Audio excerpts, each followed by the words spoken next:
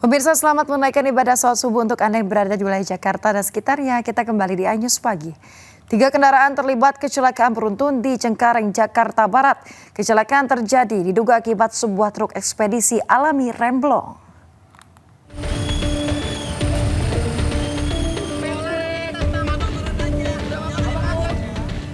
Kecelakaan karambol terjadi di Jalan Peternakan Cengkareng, Jakarta Barat. Warga di sekitar lokasi langsung berupaya menolong sopir truk yang terluka parah. Kecelakaan terjadi saat truk melaju dari arah Pesing menuju Cengkareng. Diduga karena rem tak berfungsi, truk tiba-tiba menabrak truk lain di depannya hingga oleng dan menabrak minibus dari arah berlawanan. 3 kendaraan yang terlibat kecelakaan beruntun ini ringsek di bagian depan. Bok itu nabrak ini. Nabrak yang ini bak terbuka. Ya, Dia emang dari arah mana? dari sono. Ngebut, Pak. Enggak ini mah. Enggak yang sana, yang Ya sana. itu justru yang ngebut itu. Kayak ngeblong atau gimana dari sono. Jokower nabrak. Nah itu udah berhenti nabrak itu tuh. Peristiwa kecelakaan ini sempat membuat arus lalu lintas di sekitar lokasi mengalami kemacetan panjang hingga 2 km. Dari Jakarta, Miftahul Gani melaporkan. Pemirsa, mobil patroli polisi menabrak 6 pemotor dan 1 kios di Dompu, Nusa Tenggara Barat sebabkan 6 pemotor tersebut terluka.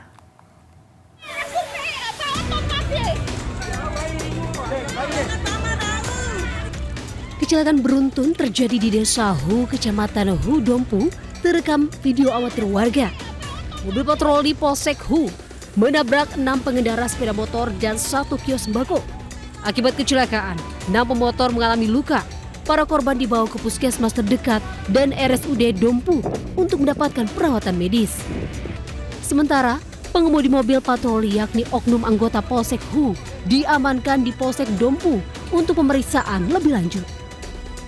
Menurut Kapolsek Hu, Ibda Samsul Riza, mobil patroli Polsek Hu dikemudikan oleh seorang oknum anggota Polsek Hu melaju dari arah selatan Pantai Lake menuju utara dengan kecepatan tinggi. Pasca kejadian, warga sempat memblokade jalan menuntut pihak kepolisian untuk bertanggung jawab.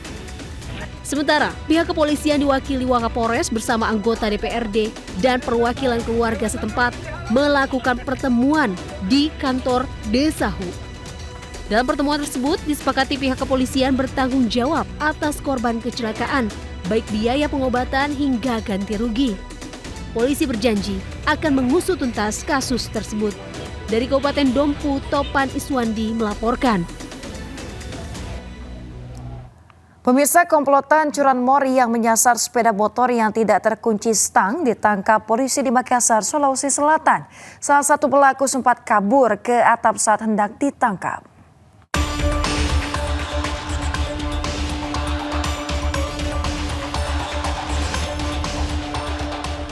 Seorang pelaku curanmor berusaha kabur dengan naik ke atas rumah saat hendak ditangkap polisi di Makassar, Sulawesi Selatan. Polisi kemudian menangkap 2 pelaku lain di kediamannya masing-masing. 4 kendaraan sepeda motor hasil kejahatan di berbagai TKP di Kota Makassar turut disita polisi. Seluruh kendaraan yang telah dipreteli ini diduga akan dijual ke penadah. Sebelumnya, aksi pelaku terekam kamera pengawas saat beraksi di Jalan Deng Tata, Kecamatan Tamalate. Dari hasil pemeriksaan polisi, mereka kerap beraksi secara berkelompok menyasar sepeda motor yang tidak terkunci stang. Cari sepeda motor yang tidak dalam keadaan terkunci stang atau terkunci leher. Jadi ketika dia mendapati sasaran atau sepeda motor yang tidak terkunci stang, maka itu yang ditarik keluar. Kemudian nanti teman-teman lainnya yang menunggu di luar untuk membawa motor tersebut. Akibat perbuatannya, pelaku dikenakan pasal tentang pencurian dan pemberatan dengan ancaman penjara 7 tahun. Sedangkan rekan pelaku yang telah diketahui identitasnya dalam pengejaran polisi. Dari Makassar, Syahrul Adiaksa melaporkan. Penangkapan pelaku penipuan dan pencurian emas 30 juta rupiah dengan bonus memberikan pengobatan alternatif di Kabupaten Maros, Sulawesi Selatan berlangsung dramatis. Petugas kejar-kejaran dengan mobil yang dikendarai pelaku.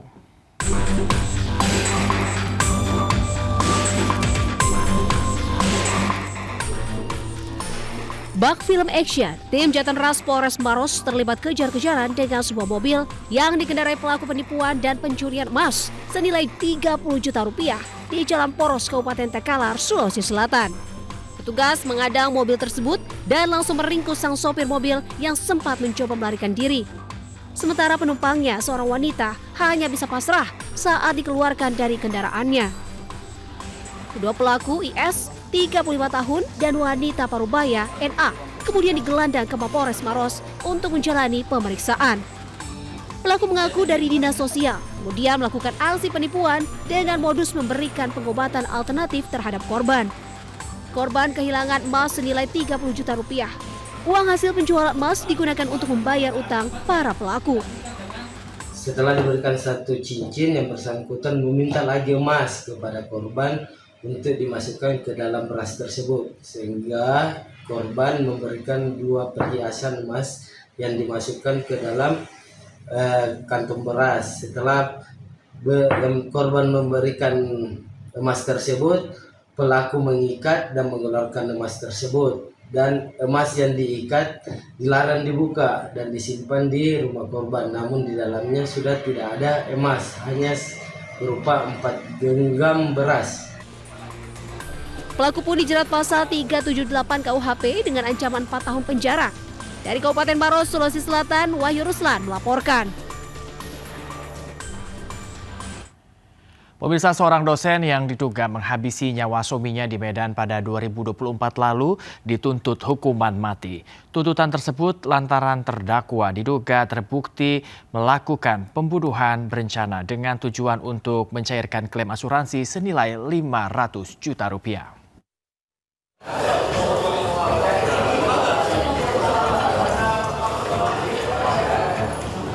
Sidang pembunuhan Maralen Situngkir dengan terdakwa Tiromsi Sitanggang yang merupakan istrinya sendiri dengan agenda tuntutan jaksa digelar di Pengadilan Negeri Medan.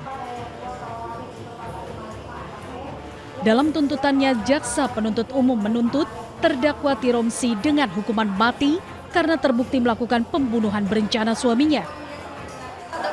Bersalah melakukan tindak pidana pembunuhan yang direncanakan terlebih dahulu dengan melanggar pasal 340 KUHP untuk pasal 55 ayat 1 ke 1 KUHP sebagaimana dalam dakwaan primer.